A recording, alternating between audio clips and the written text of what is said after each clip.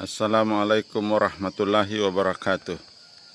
Bersyukur kepada Allah dengan mengucapkan Alhamdulillahirabbil alamin. Berselawat kepada baginda Rasulullah sallallahu alaihi wasallam dengan mengucapkan Allahumma sholli ala Sayyidina Muhammad wa ala ali Sayyidina Muhammad.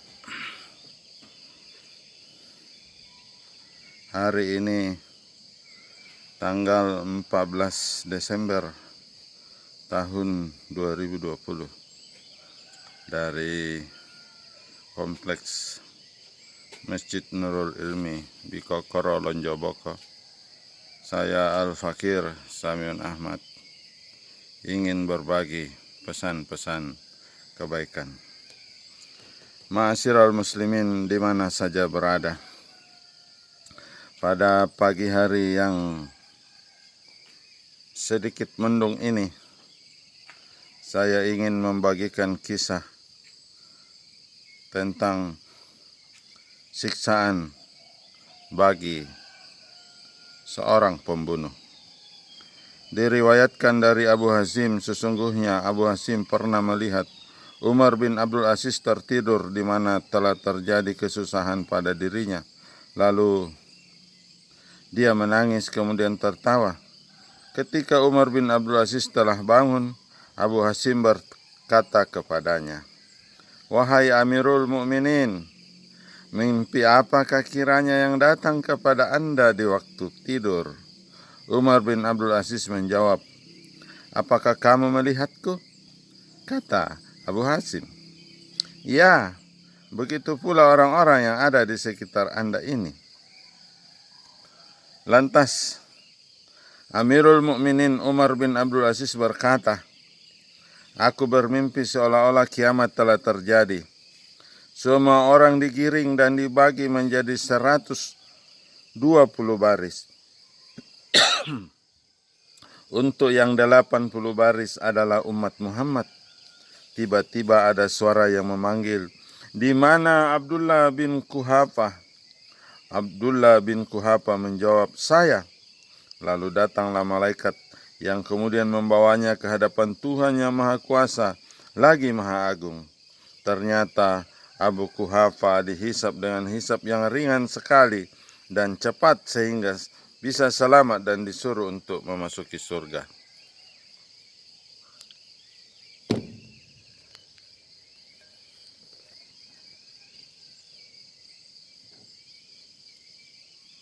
Lalu Amirul Mukminin melanjutkan ceritanya.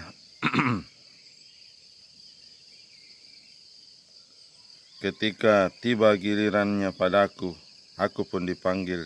"Di manakah Umar bin Abdul Aziz?" Keringatku jatuh bercucuran. Tiba-tiba ada malaikat yang membawaku dan meletakkan aku di muka Tuhan yang Maha Suci lagi Maha Tinggi.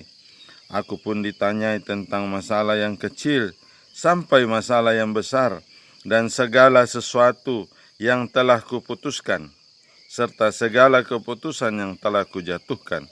Kemudian aku diampuni dan aku dibawa ke golongan bagian kanan.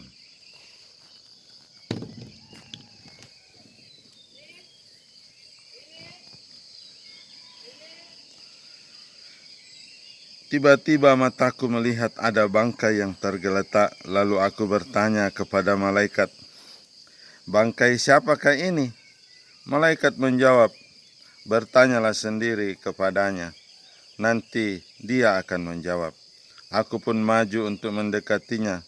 Kusentuh dia dengan kakiku lalu matanya terbuka dan memandangiku. Ia pun mengangkat kepalanya. Maka aku pun bertanya, "Siapakah engkau?" Bangkai itu balik bertanya, "Siapa kamu?" Jawabku, "Aku adalah Umar bin Abdul Aziz." Dia berkata lagi, "Apa yang telah dilakukan Allah kepadamu?" Aku menjawab, "Allah telah memberikan rahmat kepadaku, memberiku karunia yang besar, dan memperlakukan aku sebagaimana yang dilakukan terhadap ulama dan imam yang terdahulu. Lalu siapakah kamu ini?" Dia menjawab, "Aku adalah Hajjaj bin Yusuf. Aku datang kepada Allah, namun kujumpai dia maha menyiksa dan geram kepadaku. Allah membunuhku sesuai dengan jumlah orang yang telah kubunuh. Untuk pembunuhan Sa'ad bin Zubair, aku dibunuh 70 kali. Nah, sekarang aku Hajjaj bin Yusuf sedang berada di hadapan Tuhan. Aku masih menunggu sebagaimana para ahli tauhid menantinya. Bisa saja aku dibawa ke dalam surga, namun bisa saja aku dijerumuskan ke dalam neraka. Ma'asyiral muslimin yang dirahmati Allah, hikmah mimpi daripada Umar bin Abdul Aziz adalah seorang Amirul Mukminin, seorang kepala negara, kepala pemerintahan yang menjabat pada masa tabi'in sesudah Rasulullah.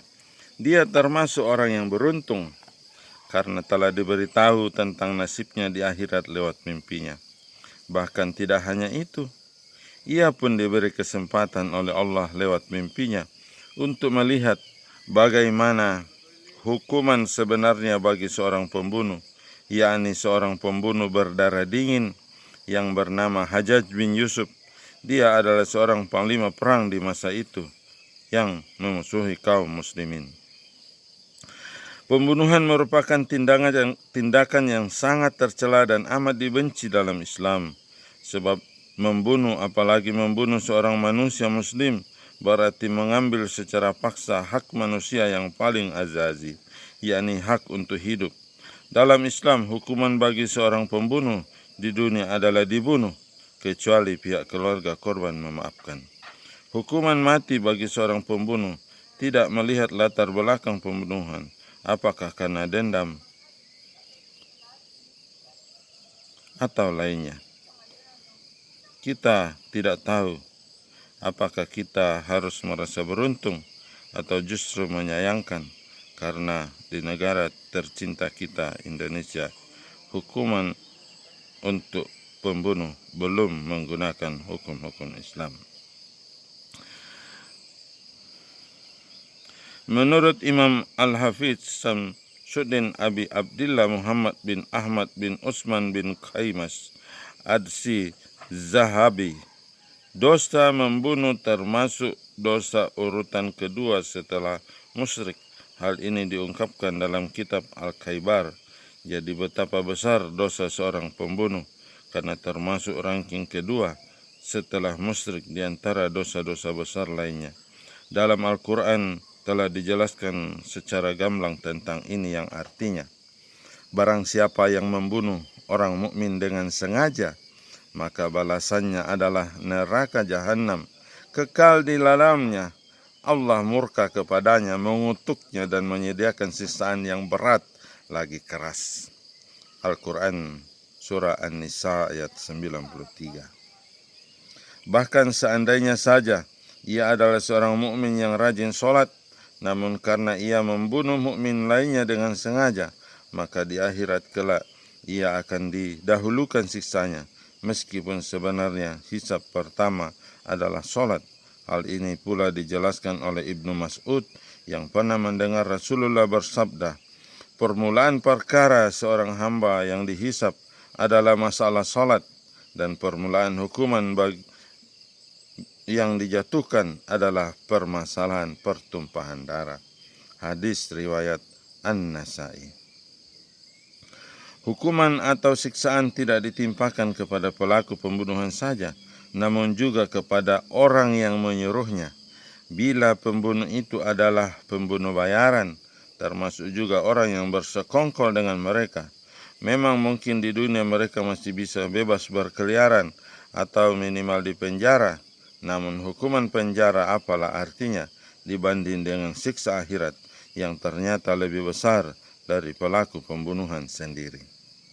Sebagaimana diriwayatkan oleh sahabat Ahmad radhiyallahu an, bahwa sesungguhnya api neraka dibagi menjadi 70 bagian. Untuk orang yang memerintahkan membunuh mendapat 69 bagian, sedang orang yang membunuh mendapat 1 bagian. Rasulullah bersabda,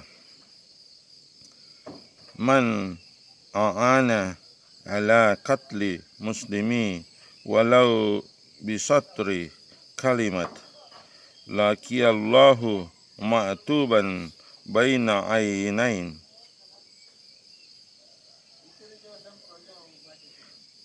ayisun min rahmatillah.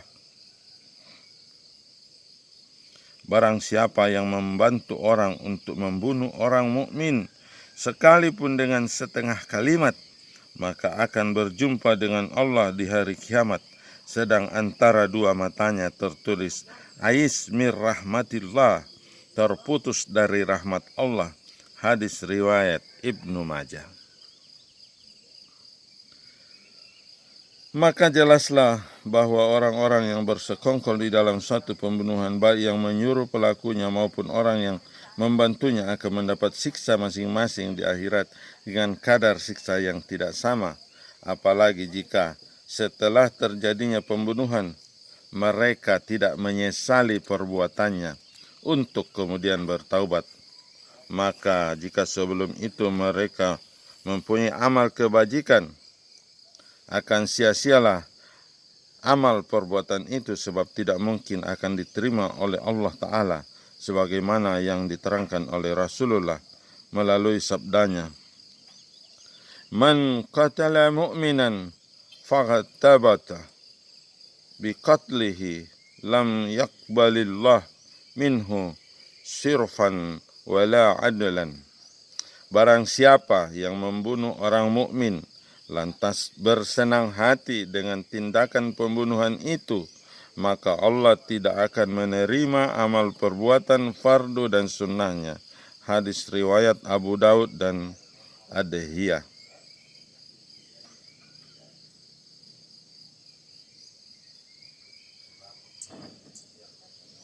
Demikianlah hukuman yang sangat keras diberikan Allah kepada seorang pembunuh.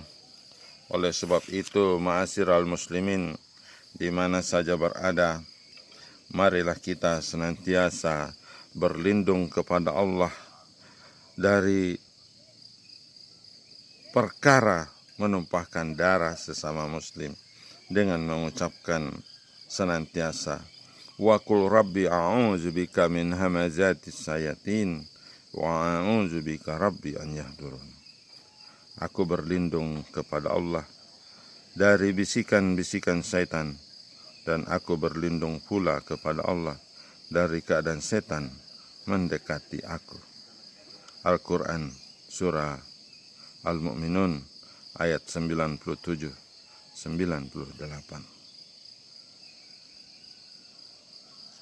Semoga bermanfaat. Dari Al-Fakir Samiun Ahmad,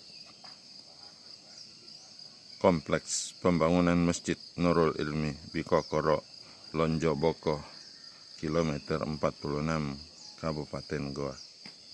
Wabillahi taufiq wa hidayah. Assalamualaikum warahmatullahi wabarakatuh.